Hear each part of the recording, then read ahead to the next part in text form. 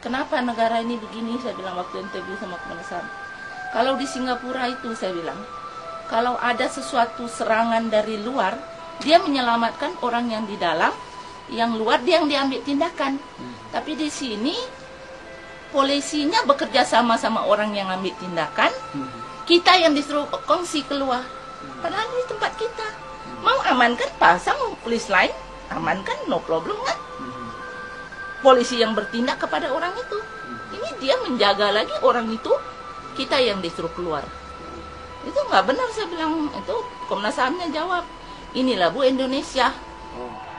Polisi Pamong Praja juga menjadi bagian dalam aksi penyerbuan pusat Jemaat Ahmadiyah Indonesia ini. Merekalah yang justru secara bersama-sama merobohkan pelang atau papan nama Jemaat Ahmadiyah Indonesia. Seolah-olah mereka memberi contoh kepada massa yang melakukan aksi penyerbuan ini untuk berbuat anarkis. Penyerbuan pusat Jemaat Ahmadiyah Indonesia ini dilakukan dengan strategi penyerbuan yang sangat terorganisasi dengan rapi. Mereka terbagi ke dalam 3 kelompok dengan tugas penyerbuan yang berbeda satu sama lain. Kelompok pertama datang menyerbu dari bagian depan, yaitu dari arah pintu gerbang kampus Mubarak. Mereka berorasi untuk memancing penjaga keamanan agar berkonsentrasi menghadapi mereka. Sementara kelompok lainnya, yaitu kelompok perusak dan perusuh, datang dari arah belakang kampus Mubarak. Mereka melakukan tindakan-tindakan anarkis, merusak rumah-rumah warga dan fasilitas-fasilitas milik Jemaat Ahmadiyah. Sejumlah rumah warga Ahmadiyah rusak berat, dan beberapa fasilitas lain yang terletak di bagian belakang kampus Mubarak mengalami rusak parah. Sebuah kendaraan sepeda motor mereka bakar. Demikian juga buku-buku yang sebagian malah bertuliskan ayat-ayat suci Al-Quran juga mereka bakar.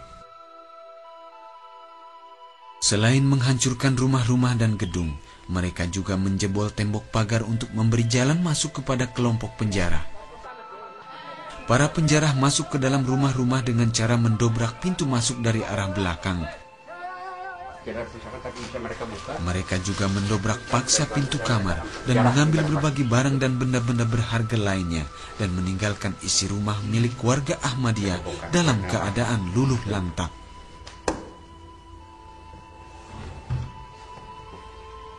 Mereka jebol, 23 minggu mereka ini, dan mereka masuk ke sini. Kebetulan ini tidak tidak terkunci, bisa dibuka.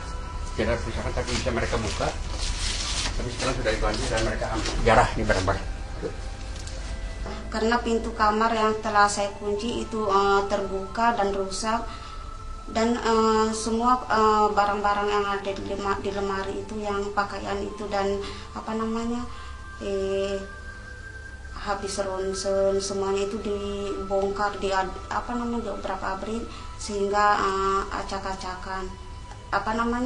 Radio tip 1 memiliki MTA, radio pribadi 2 yang besar, kemudian alat-alat dapur, pakaian itu, kemudian hordeng juga itu ditarik, dirusak dan diambil. Pertama waktu tanggal 15 itu ada penyerangan yang kedua, itu rumahnya Ibu Adang Suendar dijarah. Ada beberapa yang saya dapatin dari Ibu Adang bahwa yang dijarah adalah brankas. Kemudian ada dari Ibu Aisyah Barus juga barang-barang yang dijarah. Sampai sekarang beliau sedang menyusun apa-apa saja yang hilang. Kemudian pada tanggal 22 itu penyerangan yang setelah penyerangan itu, lalu ada rumah balik-balik di sini yang dijarah. Pada malam Sabtu pada tanggal 22 itu Bapak Ahmad Hidayat rumahnya dibongkar, dijarah. Kemudian pada malam minggunya tanggal 23 rumah Bapak Komarudin pun dijarah. Ironisnya, sampai saat ini tidak ada laporan bahwa para pelaku kriminal ini ditangkap atau ditahan. Seolah-olah penegak keamanan di negeri ini beranggapan bahwa tindakan para penyerbu Ahmadiyah ini tidak bisa dikategorikan sebagai sebuah tindakan kriminal yang patut dihukum. Dalam keadaan peperangan pun, Nabi Muhammad SAW melarang melakukan perusakan, melarang mengganggu wanita dan anak-anak, melarang mengganggu hewan atau merusak tumbuh-tumbuhan sekalipun.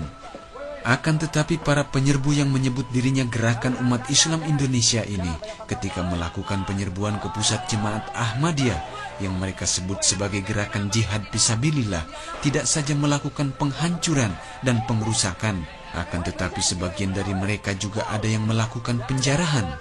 Sungguh hal ini sama sekali sangat memalukan dan sangat disesalkan. Kerugian materi itu banyak rumah-rumah yang hancur, termasuk gedung Pelajar Imailah itu hancur sama sekali. Kemudian rumah-rumah anggota juga dihancurkan.